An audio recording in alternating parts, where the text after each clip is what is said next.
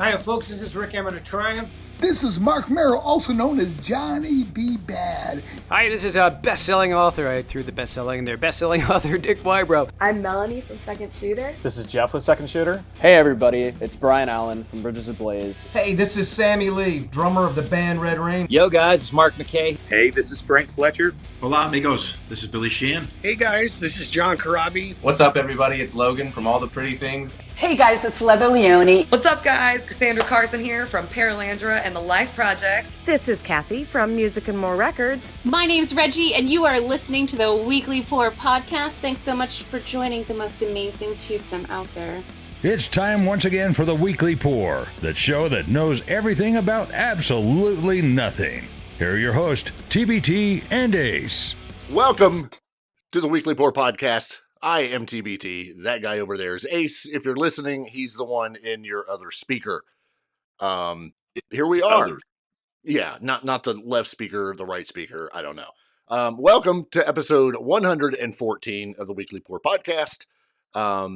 Yeah, if you're listening to us live, this is like the same spiel. If you're listening to us live, great. You're either watching us on the YouTubes, on the Facebooks, or you're listening to us in your car as you're doing your long drive to work in rush hour traffic. I don't know. It's hard because, I don't know.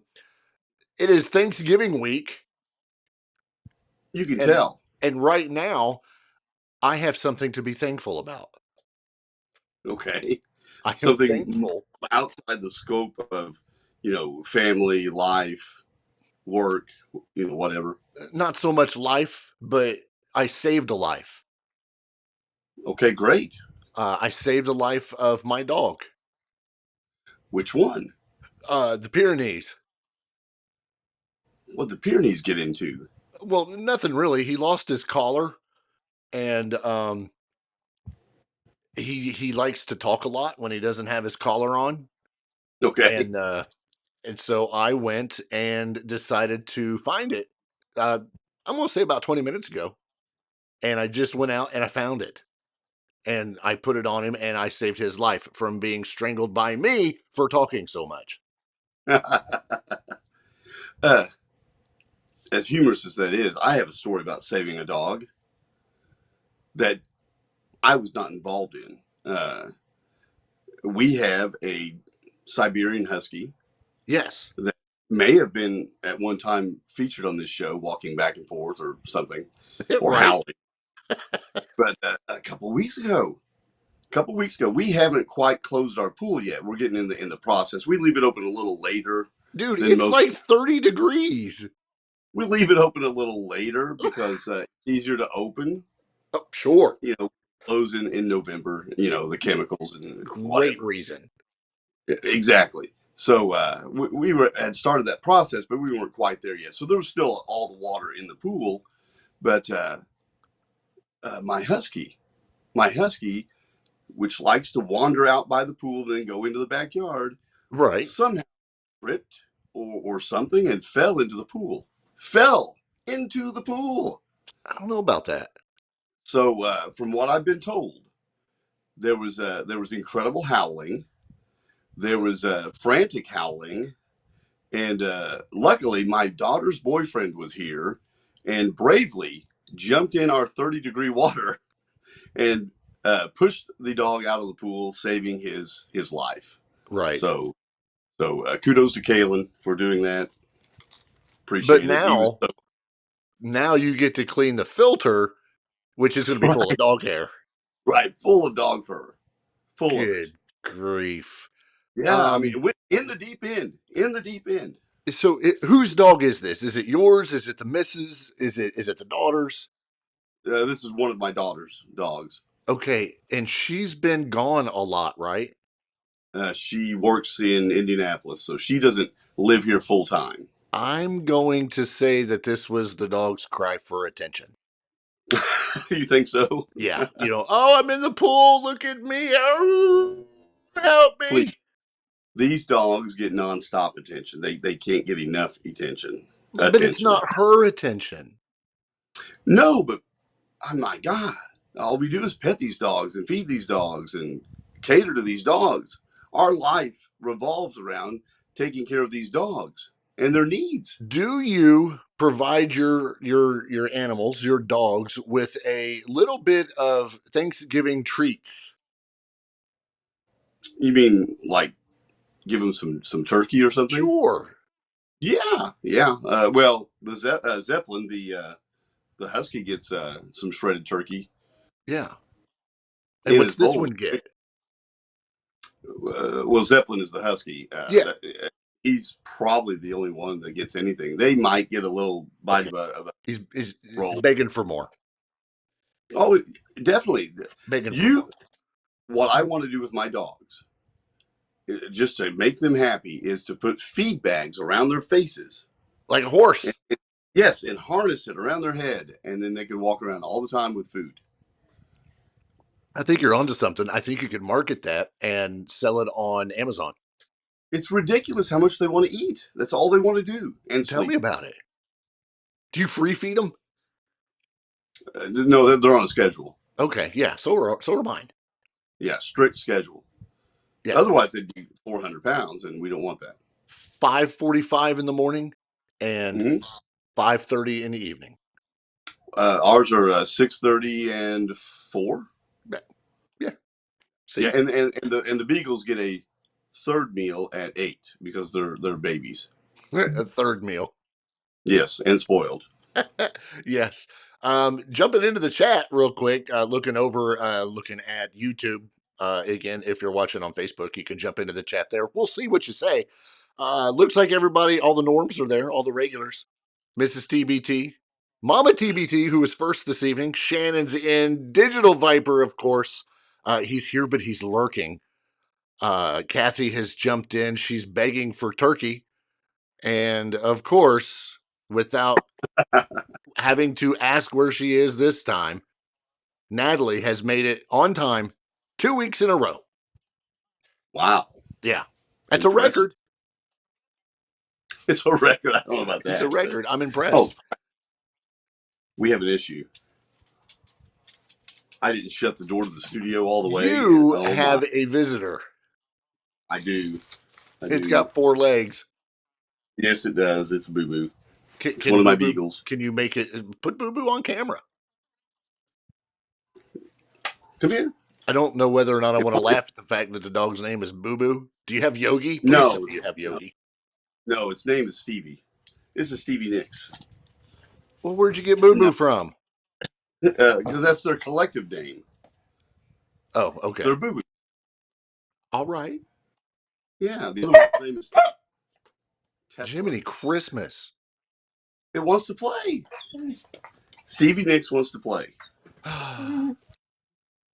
Sorry, I'm busy over here. No, you're good. I can continue the show. Okay, you got to go. Hey, somebody come and get this dog. Somebody help Ace. This is the best show ever, and we're only 8 minutes into it. Hey, help. There.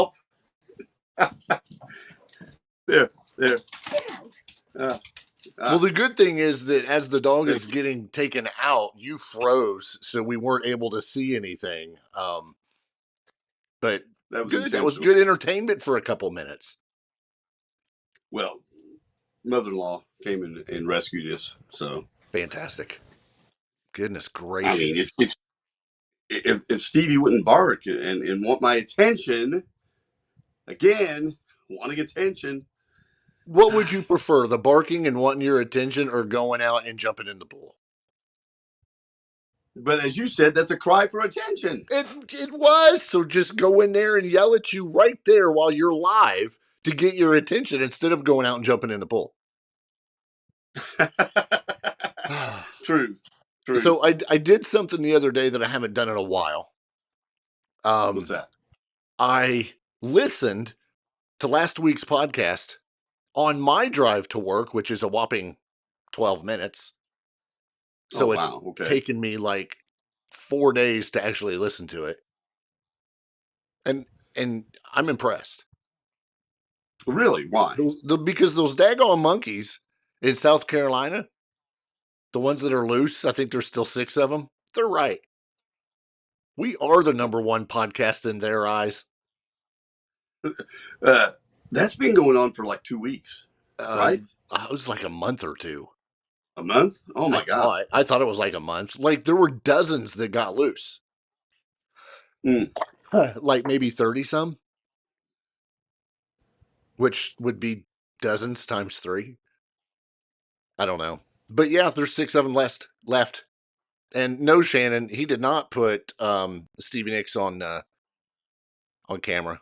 I asked him to. Couldn't get her. I was trying to grab her. She was going to bite 25. You if you did. Yeah, this is November 11th. USA Today. 25 monkeys were caught, but still more are jumping on the bed. Yeah. However, we don't know how many have fell off and hit their head. No, we don't. A sizable group remains. This sounds dangerous. A sizable group. Are these genetically altered? Is this a movie coming to life? That's where I'm going. It's Planet of the Apes. It's starting. I think find it is. 9? Why can't they find 9 of them? They escaped from a place called Alpha Genesis. Uh-huh. Yeah, look up Alpha Genesis. These monkeys were like created for genetic testing. Yes, it's a site for biomedical studies. Yes. See? They're testing ibuprofen. 5,000 monkeys. Yeah, yeah. This is something. Beeswax. Good to know that the 25 they recaptured are in good health. Yeah. I mean, so they can test on them some more. Baking soda. Yeah. Or baking soda. What are you talking about over there? These are the things that they test them on. They test the monkeys with these things. They test the monkeys with them? Yeah, they here, wash your hair with this shampoo. Let's see if it falls out. It doesn't. Safe for humans. Good enough. Yeah. Here's some cough syrup. Did it stop coughing? It wasn't coughing to begin with. Good for humans. This is not the first time this has happened at Alpha Genesis. Apparently, in 2016, 19 monkeys escaped, but they were captured within 6 hours. Think about that. These monkeys, though, are smarter. That's exactly it. 19 last time, 20 plus this time. Right. They're going rogue. The leaders are the ones that are still out there. Yep. You know, the others sacrifice themselves, right? Exactly. They sacrifice themselves for the leaders. And they brought notes home, and the ones from just a couple weeks ago, they used those cliff notes and said, you know what, that's cool. We can start monkeying around. Throw a wrench in it, little monkey wrench. I think the original plan was for them to vote in the election, and they were a little late. Do you think they got out and they were like, whoa, hey, we're the monkeys? We just love monkeying around. That's what I would do. I'm just a monkey. Oh, I mean, ooh. I can't speak. Yeah, I didn't mean that. I'm sorry. Weird. Has your week been good? So far, yeah. Okay, good. Yeah, actually, I was off today. Unfortunately, had a family member pass. Oh, I'm sorry. So today was the funeral. So I was around for part of that, talking to some cousins and things like that I don't get to see a whole lot of these days. Right. But yeah, other than that, it's been a good week. Good. Been a good week. It's almost Friday, even though it's Tuesday, but it's Thanksgiving week, so it's like you work Tuesday, Wednesday, Thursday, which is actually Monday, Tuesday, Wednesday, and you're off Thursday, which is your Friday. It's all screwed up. It's like the time change. I work until just tomorrow. I work tomorrow. Right. That's Wednesday. Which will be your Friday. No, it'll be my Wednesday. Do you work Thursday? No. That's your Saturday. This week I'm off Thursday. Yeah. Because of Thanksgiving, which is always on a Thursday. Right. Not my Saturday, because my Saturday is still a Saturday. Yeah, but you work Saturday. No, I don't. I'm so confused. Did I just do this to myself? You did. Okay. Do you already have your Christmas decorations up? I'm sorry. Was there awkward silence? I'm just asking a question. Because some people put them up early. Digital Viper's one of those. Partially. Well, you've got the crow is up, right? Basically, yeah. Now, Mrs. TBT likes. We've got 3 Christmas trees. So 2 of the 3 are up. Okay. And they were just put up this past weekend. We got one in the living room. There's one here in the studio, which is, with the crow on top. And there's another one that will end up in the garage. Okay. So I will have 3 trees up. And that one for the garage will probably be put up on Friday. Real Friday. The loneliest tree. Well, I mean, yeah, but whatever. And the multiple tree thing, I didn't know that was, that seems to be becoming more prominent. Yeah, I've noticed. I did not ever want it to be prominent in my house. Yeah, it seems like a lot of people have more than one tree. Yeah. Because it's I guess a more fun way to decorate for Christmas than just putting up a village with a bunch of fake snow. I guess. Or something. I don't know. We'll have it too when we get around to it. I have good intentions, but man, I usually end up about a week before Christmas finally getting the dang thing up. Finally. Yeah. And then you take it down a week after. No, I leave it up forever because I want to enjoy it longer. I'm just going to cancel this show now. I'll leave it up probably 2 weeks after New Year's. I mean, that's within reason. That's kind of like, that's where the limit's at. You think? Yeah. I might just throw a sheet over it this year. I'm coming to your office or your house and I'm kidnapping your tree just to get it out of there. But yeah, I'm also late. I'd like to get it up this weekend. We'll see. Yeah. See. Well, much to the appreciation of the Viper, I'm sure. We're gonna kick this week off talking about some Skid Row because I know he's missed Skid Row, even though the Viper's only lurking and he's not really saying much tonight. I guess Natalie ticked him off, but Skid Row is once again in the news. This time it was Rachel Bolan, bass player, original for Skid Row. In a recent interview, he spoke about the band's recent activities, and he stated that right now they're actively auditioning vocalists. They have a few good guys, and they have a couple more people coming down to audition in November. As everybody knows, they parted ways with Eric Gronwall. Eric was, of course, Skid Row's 4th frontman since the departure of Sebastian Bach.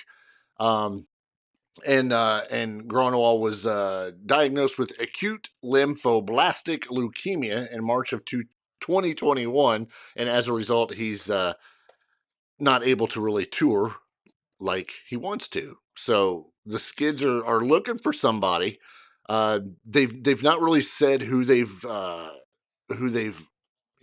tried out or whatever. Makes me wonder if it's going to be somebody that everybody already knows about or not, but who knows? I can't find the article that I saw. Maybe it's the one you've got pulled up, but it said something in there about they had someone in there listening with them on the auditions, or someone listening with them and suggesting that they liked the Lizzie Hale stuff. Yeah. So I wonder if they would look for a female singer. I mean, it's a possibility. I mean, look what Linkin Park just did. Oh, exactly. Yeah. One of the things they said, they've got a couple guys on the radar that they're going to audition, obviously, in November, which November's almost over. So there's also a couple of our friends that want to do what Lizzie Hale did. This is according to to Rachel. They want to do the same thing that Lizzie Hale did and sit in on lead vocals for a few Skid Row shows. So Yeah. Here's the thing. Do you get a full-time vocalist? Or you just make some phone calls and be like, hey, we're going to be in Minneapolis, who wants to sing? Do you take that chance of not having really somebody lined up? And you just go with these guests vote. I cannot talk today. I'm done. I don't think going forward that would work. No. I think it'd be a cool novelty.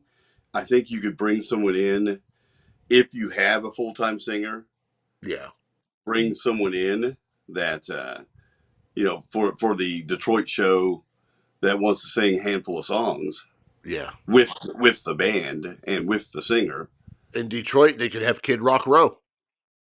There you go. And yeah, that's what this article is saying right here. I've got the article pulled up. It's basically saying we would do more celebrity collaborations because a few of our famous friends are like, I like that Lizzie stuff. That's where I got that. But it made me think about auditioning a female singer is where I got that. But I don't know if that would just sustain itself though. I mean, how many people? I mean, you're going to get eclectic people from all walks and genres of music, and man, that'd really be different. What if you showed up to see Skid Row? And you got, Luke Bryan as the guest for the night. Man, I want to see some Skid Row. Got my tickets. We're here at the show. We're early. Got our beer. Got our seats. Luke Bryan. Yeah. I mean, that's almost as bad as Mark Slaughter. I mean, oh, look, it's Skid Mark. Whoa. Why all the shade on Mark Slaughter? What are you saying? Just because it gave me the ability to say Skid Mark. Yeah.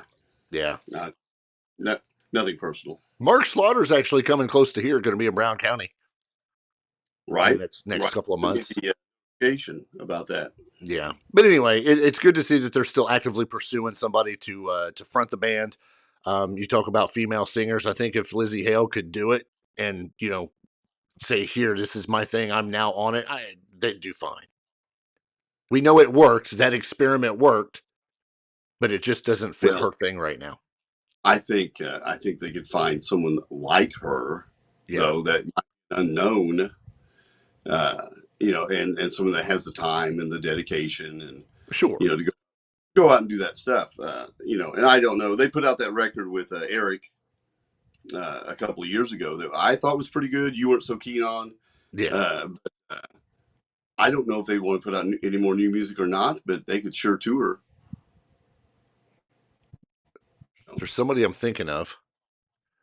Carla Harvey. She's available. Butcher Babies.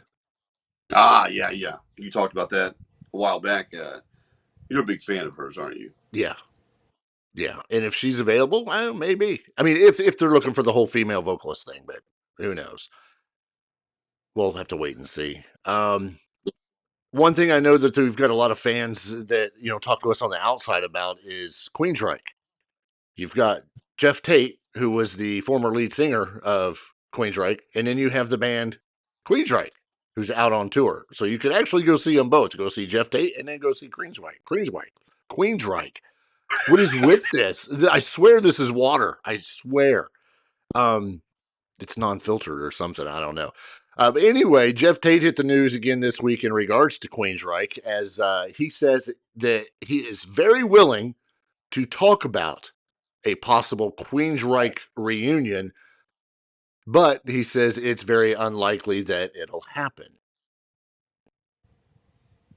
Yeah, I believe what he says in the article, that you basically, someone has to make the phone call and someone has to pick up the phone, and they've not even communicated anything in years between each other. The remaining members of the band that are still interested. I don't know if, and when he says that, is he talking about the original members or the current lineup minus Todd LaTorre, who does a fantastic job in that band? I think it would be, I don't know. I would hope that it would be the original ones. I mean, that's what I would want to see.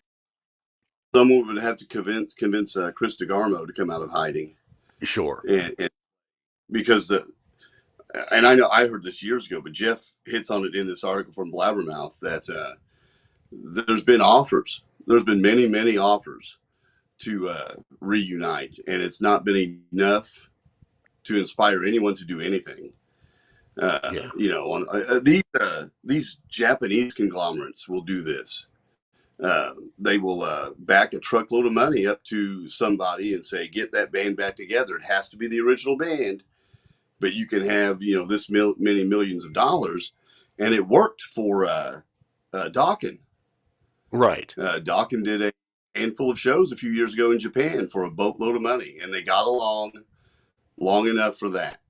And the result of that was George Lynch actually did some shows, a couple summers ago with Don Dokken. So, that kind of was cool. But they're saying that money's not even motivating them to do anything. No, and this was an interview, I guess, this past June, where Jeff Tate was asked if he had any desire to create any more music with his former bandmates, including guitarist Chris DeGarmo. And Jeff is quoted as saying, "Well, I think that we had 30 good years, which is phenomenal. Most bands make a couple of records. How many records did Guns N' Roses make? 3?" Laughing. He goes, "We had 30 years of making music, and we gave it a really good run. We had a lot of success. I think we created some really memorable albums, some really memorable songs that will outlive us. And here's the key, I don't really have a need to go back and try to recapture that with Chris or any of the other guys as well. I feel like it's time to do other things and to just explore. And we gave it a great run. It was successful. We did great things. It's time to do other things now." Okay, this was back in June. You should have been doing other things earlier, but this is the thing now. I think a lot of bands, maybe Queensryche included, maybe Skid Row in regards to Sebastian, and some of these other bands out there, they're looking and seeing what's going on this past summer with a band like Creed. Creed was done. Right. It was Alter Bridge and Scott Stapp. Right. Creed comes back on a reunion. Holy moly, they're selling out, 90% of all of their their stops. We're talking outdoor venues. We were at one. We know. Yeah, it was packed. Yeah, ridiculous. They did a cruise. They were on that cruise that started all of this anyway. Right. So it kind of makes you wonder if you're not seeing these things in the news a little bit more, because these bands are like, holy moly. Right. Well, maybe that's why we're getting this tepid hint, because the interview from June was no interest. Yeah. I'm doing other things. Now it's, I'd listen if someone wanted to make a phone call. Yeah. Now, he doesn't say who that should be. He's basically saying that you don't have Scott Rockenfeld now, because in the band is the drummer. It's just Eddie Jackson and Michael Wilton as the original members of Queensryche. Right. He's saying that's not really a band. So, or the band. So that tells me he would be interested maybe if we could get more of the other guys involved. Right. I think he could, but yeah, I think it would take some work. Rockenfeld's got issues. He sued them. Yeah. Not that long ago. And I think there's posters out on telephone poles for DeGarmo. Exactly. So if they can pull that all together, I think it would do well. I think it'd do really well. And Jeff Tate still sounds amazing. He still sounds really good. He takes care of himself. He sounds great. So I'd go see it. Yeah, so would I. I don't know what's going on, but this is not breaking news or anything, but just because we're live, we always have some kind of a technical difficulty, and apparently our chat is having a technical difficulty, at least the chat on YouTube. That's who I'm blaming anyway, is I'm blaming YouTube. I actually just got a message that said chat disconnected, And then it said successfully connected. And now nobody's talking, so I don't know if it's working. Is this thing working? And let's just see what happens. Because nobody's saying anything. They're going to hear it and they're going to type something. Natalie should be taking control of this and making sure things are working. Right. That's her job. Oh my gosh. What? I know, it's just the fact that, here we are again. She's not doing her job. What do we pay her for? I don't know. What do we pay her? Yeah, I think that's where the question stops. What do we pay her? Whatever. I don't know. Okay, so I said, is this thing working? And everybody said, oh, she's eating dinner. That's why she can't fix it. Son of a biscuit. If you go down this article about Queensryche a little bit, you already got rid of it. Well, Jeff does talk about the animosity over the breakup, how bitter it was. Right. But now he's saying that was 12 years ago, and a lot of water is under that bridge, and I could be a lot more forgiving of people in their situations. But I've had to talk about it. I keep getting asked questions about it, that kind of thing. Yeah, because he probably gets asked about this stuff as much as Sebastian Bach does. And I guarantee it. Yeah. And are you ever going to get the band back together? So he's someone that is in the public sphere talking about all these issues with him and the band, and it's cathartic, therapeutic. So he probably feels a lot better about this than anyone else because he's talked about it so much. Absolutely. Now, there's another band that's been, brought up recently in this whole reunion thing again. And this time it's Stephen Pearcy and Rat. Right. There's a recent article that was wrote in an interview, of course, that he done where he said that his band, had they reunited, would have deserved a slot on the Motley Crue Stadium tour. However, he speculated that the headliners wouldn't have wanted to follow their opening act. I understand, because if you've ever seen Rat, they put on a great show. And as you mentioned when we were talking before we went live, Stephen Pearcy still sounds like Stephen Pearcy. Right. Because he's never been a screamer. He's never been a guy that had to hit all the high notes. Everything is, a certain growly, gravelly, sleazy vocal style that he can still do. He can still sound that good. We talked about this a couple of times, that if they could get their shit together, Rat, they could have been on that tour. And I knew that was sticking in Pearcy's craw for all this time, because he knows that money was out there, and he couldn't get everyone to get together on it. Yeah, it's like that. It's like that, money on the fishing pole. Oh, almost. You almost got it. So close. Well, yeah, and again, Warren Diamartini is checked out. He's checked out of all of this after the last reunion they did with just him and Pearcy, and I think Juan Crucier, the bassist. And then every once in a while Bobby Blotzer sticks his nose in saying he's ready to do something. Yeah. Then they get mad, it all blows up, but they had a reunion not that long ago that worked okay for a little bit with the three of them. Hey, it's going to be us, okay? And it lasted for a little bit, and now Warren has checked out. Yeah. And then the stadium tour comes along, and now what do we do? Nothing. Well, and of course, there's also the speculation that without Robin Crosby, who died in 2002, without him, the reunion's just not the same. Well, no, of course it's not.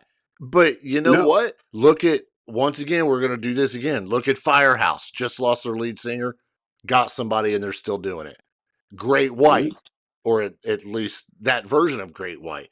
How many other bands have lost a singer? Warrant.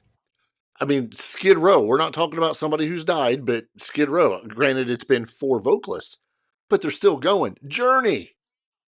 Right. I mean, there's plenty of them out there. Right. So I don't think that that's a good maybe for the memory of it or whatever, but I don't think that's enough to say, yeah, no, without Robin, we're not doing this. There's enough talent out there. I mean, I'm sorry, but Eddie Van Halen is gone, rest his soul, but Sammy Hagar is pulling together quite the freaking act to pay tribute, even though it's 50% Van Hagar, however you want to say it. It's 50% with Michael Anthony and Sammy Hagar. Well, with Rat, they've never ever gotten over that death. True. Of Robin Crosby. For whatever he meant to that band, for whatever he meant to each individual member as a friend, they've never gotten quite over that for whatever reason. And I think I've even read interviews where Piercy has said, that was the friction point. Maybe he was the guy that was keeping it all together. I don't know. Yeah, he even states that Robin was the one who directed us, created them, kept things going. And he's not there. He's not there to to be like, you guys, shut up. We're doing this. Look at the millions of dollars. Right. Yeah, they called him King for a reason. He's an imposing figure, or he was. Right. Over 6'5" or something like that. Had this cool nickname, and there's a reason he's called that. Probably because he was the guy that said, "Let's cut the bullshit and quit our bickering and kick some ass and play music." Right. That's what you need. It didn't make him necessarily the leader of the band in essence, as far as what we're writing and what we're singing and playing, but he was the guy that was the backbone of how we keep our shit together. Kind of like a good manager would do, for a rock band. Yeah. Yeah. And they've never been able to do it. They put a good record out in 2013, Infestation, something like that. That was a pretty good record after his death. Who was the other guitar player? Was there another guitar player on that record? I'd have to look it up. Oh, I'd have to look it. I for some reason I want to say Red Beach, but I'm not. I don't know if I'm accurate on that. I think he was the to their bop. Right. Our boy John Corabi discusses their dysfunctionality here and there. He was in that band as the other guitar player. Yeah. In Robin Crosby's spot, and they are just so dysfunctional without him. They just can't pull it together. I'm trying to look real quick if I can figure out who that guitar player was. Carlos. Yeah, quite Cavazo. right. Cavazo. Yeah, he was on the Infestation right. from that was 2010. Okay, 2010. I was close. Yeah, you're only off by 3, but it's still, like you said, it was a good album. Right, and that was a big deal. That was going to be the big comeback record. In essence, it was, but again, can't keep it going. Right, can't keep it going.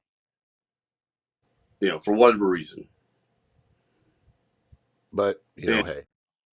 And the money would have been there. Instead of the outlier being Joan Jett, which nothing against Joan Jett being on that card or how she performs. I love Joan Jett, but we've said before she's the outlier in that stadium tour because you had Poison, you had Def Leppard, you had Motley Crue, and those are the 3 of the bigger bands of that era.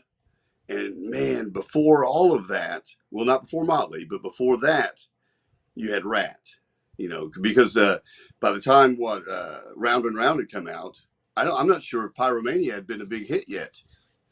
I think it was 80, think so. It was 84. Rat's first record was 83, I think. 82, 83. Yeah. So they were one of the first ones to be on that scene.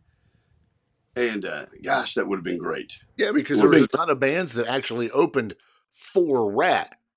Right. And I think Motley was one of them.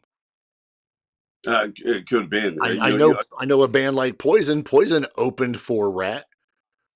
But then you got to look at the stupid popularity thing and see, okay, well, who's popular now? There's a lot of freaking Rat lovers out there. Poison and Motley Crue still have, a conglomerate of fans and even new ones more now because they've continued doing things. They're always touring, or if not as a band, then Bret Michaels as a solo artist. So he's drawing in all the people from the 80s, 90s that, that listened to him before. And now he's bringing all these other people because he's doing these, these beach tours or whatever he's doing, Mardi Gras stuff. Brat's kind of been out of the scene. Well, Stephen Pearcy has always toured. Right. He's always done clubs and whatever gigs he gets to keep Rat's music alive, because that's what you're going to hear. If you want to hear Rat music, go see Stephen Pearcy. Right. But on a larger scale, Bret Michaels, whether he's touring with Poison intermittently or doing his own tour or his Party Gras or whatever Bret's doing, he's always keeping Poison's music out there. Well, he's always he's with up and coming artists, or artists that are mainstream now that he's bringing up, saying, "Oh, just to throw the name out there. Oh, here's Jelly Roll. Here's whoever that he's bringing in, plus the crossover stuff with country music. So, keeping your name out there and doing nothing against doing the clubs, because everybody starts somewhere, but to continue doing something other than just clubs, Bret's doing that. He's out there. Here we go. Here's my name. Right. Well, and you and I both know right this second that if or when Poison tours, it's going to be sheds minimum, possibly arenas, because it's going to be bigger than the club or theater scene. We know that. And we said this also, speaking of Skid Row, we said this also with Skid Row. If they could get their act together with Sebastian, they could have had a spot there on that stage, because the money would have been there. And I don't know if they exactly meant it to be an 80s music type of tour, but it sure looks like it could have been, for sure. Well, when 4 of the 4 bands were from that era, and I think it wasn't just a few weeks ago that we were talking about what we would like to see for that tour, or a tour including Poison, because, with their anniversary tour coming up and all that. Rat, your Skid Row, your Slaughter, your just all of those from that, your Tesla even, some of those bands that you don't see a whole lot of now, but you're just sitting there itching. You're dying to just see what they have still, what they can bring. Right, because it would be on a bigger level. Again, Tesla tours all the time, but I think they're still at a small theater level, your music center level. I don't know that they're doing even the sheds by themselves. They could do that on a bigger tour, though, with Poison. Oh, yeah. Definitely, because Poison's going to pull that. Easily. They're going easily. And it's just a waste that these guys can't get their shit together and make this happen. Whoever it is. Yeah. I'd like to see it. I'm sitting here looking at some just a variety of artists right now, and I don't know, maybe we should think about becoming the person that does that, a promoter. We should be promoters, and we should make this happen. Would it be a promoter, or would you be a therapist? Probably a therapist. I about guarantee a therapist. And of course, Sebastian was in a bad place a few weeks ago with the whole, internet splash about the marriage and his wife and all that. So what? I saw that. I saw the headline and I skipped it. I didn't read a damn thing about it. I was like, I don't care. All I wanted to, because to me, again, still love his album that was dropped this year. Right. I don't care about all that other crap. That's your personal life. Keep it off the freaking social media, deal with it, and move on. I didn't need to hear it, so I didn't read it. Right. And that's fair enough. I did read it, and the thing is, when you have a following like he has of, thousands and millions of people, yeah, I don't know that I would want to throw all my stuff out there. You know, right? Yeah, here's my dirty laundry. Enjoy it. Molly Right. Crew, as we're talking about this tour, Molly Crew is once again back in the news. This time with some Dr. Feelgood news. Reissued yet again to celebrate its Quick Think of Something 35th anniversary. This is where Motley Crue has re-released again Dr. Feelgood. This article that you sent me that I'm reading is hilarious. Some of the the words used. I mean, I'm going to cover just the title. So gloriously over the top, it's coming down the other side, screaming and shouting. Motley Crue rock like a rowboat in a typhoon on the 35th anniversary edition of Dr. Feelgood. This article's hilarious. The hell of an image. I don't know. I mean, here's how the article starts off. It says, nothing wrong with stroking your chin to the likes of Radiohead, but sometimes you need to throw a few shapes to something patently ridiculous, yet undeniably great. This is where Motley Crue's fifth, and by some considerable distance, best record, Dr. Feelgood, comes in. Reissued yet again to celebrate its Quick Think of Something 35th anniversary. This is where the reprobates who made Aerosmith seem big word and resembled what might arrive if you ordered Guns N' Roses off of Timo. Is it Timo or Timu? It's Timu. And perhaps unexpectedly right. Sobering up at least a bit and drafting into production of Know-How of Bob Rock, they birthed an album so gloriously over the top, it's coming down the other side screaming and shouting. Kneel in awe before the Titanic title track, which sports a riff sharp enough to use in a street fight. Good grief. I can't go on. I just can't. A hilarious article. 35th anniversary of Dr. Feelgood makes me feel extremely old. No kidding. I remember when this came out, I was sitting in a parking lot in Guam, just went to the mall, because, malls, record stores, and picked this up. I'm pretty sure I picked up the CD. And I was like, this is the coolest thing ever. It's like green. And then you unwrap the plastic off of the CD case and you open it up and it's like, okay, even the CD's green. And it's got this whole, emblem on there. And it's like, all right, this is going to be pretty cool. And we already heard Motley or Dr. Feelgood because it was in rotation, heavy rotation. Heavy on MTV back when they showed videos. 35 years. That's that hurts my heart. I was a freshman in college. Yeah. Freshman in college when this came out. And I think. Are you sure? Yeah. This would have been what? What's the exact date? This would have been 1989. Yeah, 89. Man. So that fall, I graduated in May of 89, but that fall. Okay. Yeah.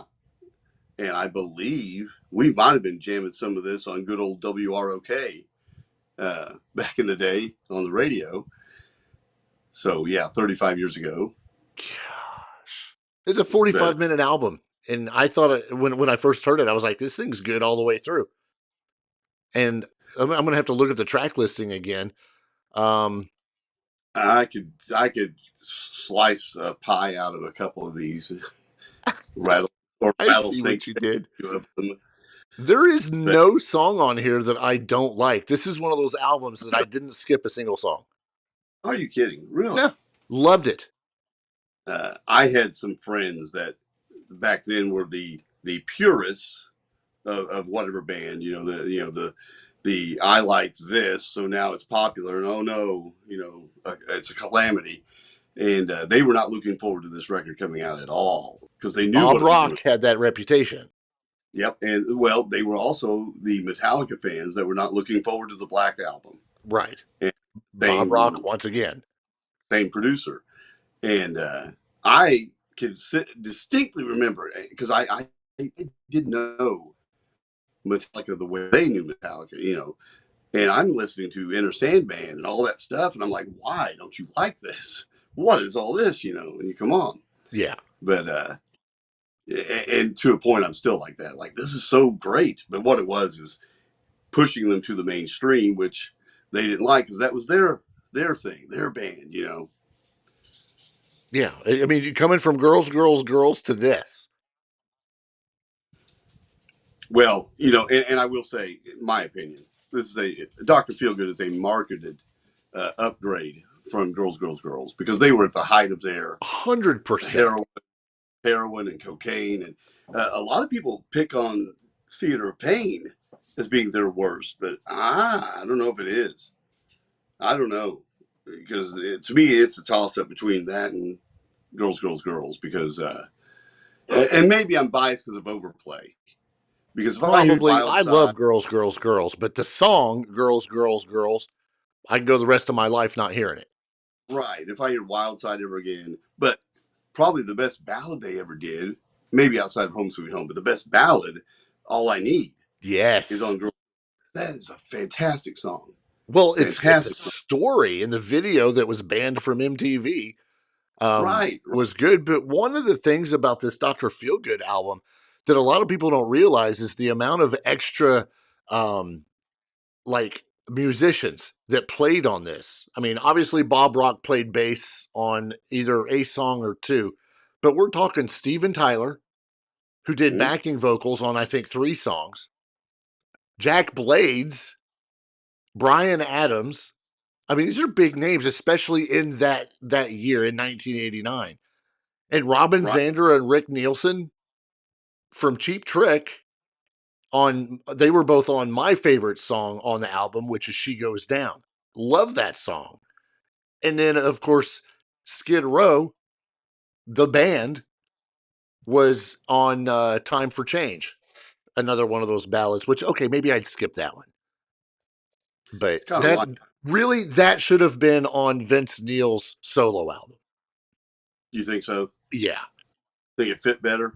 Yeah, I really do. I loved his solo album. I think a lot of it had to do with Steve Stevens because I absolutely love Steve Stevens. Yeah, and I thought that was a good pick for that record. Totally. Well, I mean, that whole lineup was good that he had. Yeah. But yeah, to me, I can always look back at 1989, you know, looking at all the albums that came out that year. I love Dr. Feelgood. I thought it was fantastic. It's funny when you freeze, when you blink, because it looks like you fell asleep. No, when it came out, I was excited. I liked it. Like they said, that riff to Dr. Feelgood was amazing. Kickstart My Heart. Today, I never want to hear it again. Right. But back then, oh my God, I thought that was the heaviest killer song I'd ever heard. Yeah. If you want to feel just a little bit older, just know that in 1989, when this came out, moderator Natalie, yeah, she was in 6th grade. Jeez. I was 18. I was not in 6th grade. I was 18 years old. Yeah, she was not either. Not 18, but in 6th grade. It seems like every week we've got something to say about Sammy Hagar. Last week it was, he does not like doing people. He's making sure he's in the news for something. Last week it was talking about the missing tequila, which is a whole weird thing anyway. Yeah, I may or may not have been missing. I looked more today. Couldn't get a whole lot. Excuse me. But if you watched any NFL football, Alex Van Halen and Sammy Hagar, it's a joke because it's a joke. The announcers said Sammy Hagar and Alex Van Halen. Obviously, it's Michael Anthony. Yeah, obviously, well, they did a halftime show, was what it was. Sammy performed at halftime at I forget which game it was. I think Well, it was the Raiders game because they're getting ready to do the residency in Vegas. Yeah, right. And he did a little bit of a halftime show, and whoever the announcer was like, there's Sammy Hagar and Alex Van Halen. I'm like, well, that would be a miracle. Yeah. Yeah. That would be, but it's not. It's Michael Anthony. But how funny is this guy probably read this article that recently came out stating that Sammy Hagar wants to be friends again with Alex Van Halen. This was an interview, I think, with Rolling Stone. Sammy Hagar was asked to address his absence from Alex Van Halen's book, excuse me, in which the Van Halen drummer wrote about the essence of Van Halen ended when David Lee Roth left the group. Hagar responded by saying, "No, Natalie, I'm not folding laundry. I always have a towel here for, messes." Anyway, Hagar said, "It's sad. I haven't read the whole book, but I've seen all the excerpts and I heard some of the interviews. It breaks my heart because if I think what Alex is going through, losing his brother, never played with anybody else in his life, and then his health," referencing the fact that Alex has been filmed and photographed walking with a cane while promoting the book. Sammy continued, "When I saw how rickety he is, I realized no wonder he's not answering my call when I say, 'Do you want to come out and play with us?' He can't." Sammy said that breaks his heart because he can only put himself in those shoes and say, what if I couldn't sing and perform anymore? The thing that I did my whole life, the thing I devoted my life to, the thing that made me rich and famous and gave me the most beautiful life on the planet, and all of a sudden I can't do that anymore. I'd feel like I was robbing the fans to start with. When you put yourself in his shoes, I'm saying, okay, I feel sorry for him. I don't know if that's the right word to use, but anyway, he goes on talking about why he left him out.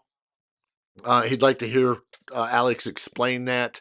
Right. But later in the interview, Sammy once again said that he's determined to make peace with Alex, saying it's on his bucket list and that he will not take this to his grave, and he doesn't want Al taking it to his grave. He said he's put out the olive branch many times, and he just put it out again to Irving Azoff, which is Van Halen's manager. He wants to be friends. I don't want to play in a band with Al. I'm not asking for that. I can see that he's not capable of doing that. I just want to be friends again. So, I don't know. Yeah, he's not the only one. Michael Anthony has reached out. And again, I don't know what the beef is. Alex and Eddie, it seemed like when they were like parents. When one had an issue with one, they both had an issue. Yeah. That kind of thing. When they were mad at David Lee Roth, they were mad at David Lee Roth, and that was that. Yeah, both of them. Both of them. And it seems like he's kind of carrying this around with him. Maybe he's got his own reasons, but maybe he feels like he's got to carry the grudge for Eddie. I don't know. But Sammy has said, as he's gotten older, that he doesn't want to carry these animosities with him. That's why he wanted to reconcile with Eddie. He wants to reconcile with Alex. And just, they don't have to be best friends or nothing, but let's talk this out and move on. Yeah, and maybe even get together once in a while. I don't see why you wouldn't want to as you get older, personally. I wonder if he's got any connection or has been connected to he being Alex. I wonder if he talks to Valerie. Well, I don't doubt he probably does. I'm sure. I mean, I would think, but I don't know. I think Wolfgang talks to Al, and so Valerie being Wolfgang's mother, I'm sure there's some communication there. You would occasionally. So. Well, yeah, and Sammy's talked about how close he was with Valerie during the heyday, run. So maybe that could be a way to get in, but I don't know. Yeah. Finally, bringing us to a close tonight is Foreigner. There's been a lot of people been wondering why we've not seen a reunion. Once again, we're back to the reunion thing. Between Lou Gramm and Foreigner. Lou Graham's passed blame. And he is saying that blame is straight on the current singer of Foreigner, who we know is Kelly Hansen. Kelly Hansen, formerly of Hurricane. Great vocalist, by the way. Foreigner's management asked me if I would be interested in doing some shows with the band. Graham confirmed that information. They want to do a substantial tour of the world, which doesn't appeal to me. I don't want to be out 8 or 10 months without seeing my kids. Though Graham rejected the idea of a world tour, he said he would consider a U.S. run. Even then, the singer had his hesitations. He said, I'm not exactly sure how I feel about it. It would be much more interesting to me if it was members of the original Foreigner with augmented instrumentation, like another guitar player or something like that, rather than going out with another band that calls himself Foreigner. More to add? Right. But, well, I mean, that reminds me of something Jeff Tate was saying about going out with the current version of Queensryche. You know, that's not really Queensryche to him. So I get it. But you can continue. Oh, I can continue. I moved on to something else. Oh, well, I'll go on because he had conversations with management. Lou Graham did. Yeah. And they wanted him to come out and do about 5 songs when he did the tour. That sounds great, right? 5 songs. Shouldn't be too hard. Lou can still sing pretty well. I've heard some stuff he's done, and he sounds pretty good. So he started picking songs. This is Lou picking songs, telling the manager, I'd like to do Jukebox Hero. The manager says, I don't know about that. And then he right? says, I definitely want to do I Want to Know What Love Is. And the manager says, I don't think so, Lou. So it became very clear to Lou that Kelly strings on which songs that he was going to claim as key songs that he had to sing, and Lou Graham gets the scraps, basically, is what he's saying.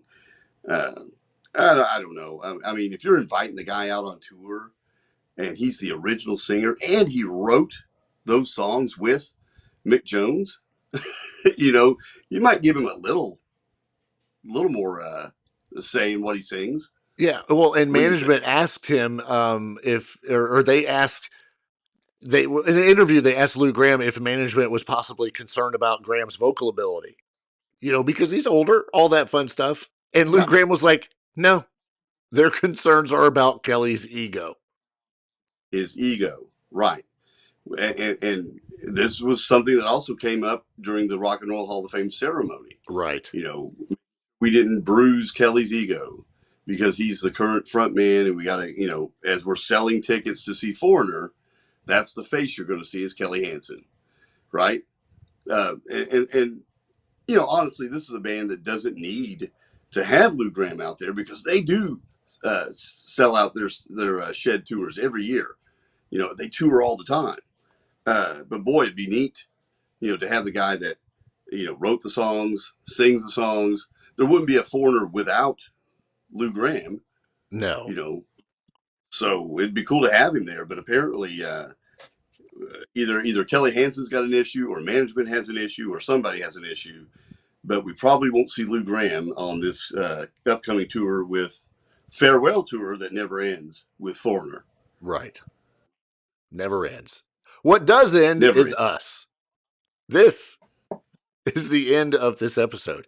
Once again, thanks everybody for joining us. If you were in the chat, great. Thanks for chatting along. I don't know why we were having issues with the chat, but apparently they were, because it says that I was disconnected a number of times. Whatever. If you're listening to this afterwards, we hope you enjoyed it. Be sure to hit the like button, hit the thumbs up if you're watching the replay on either Facebook, YouTube, or whatever.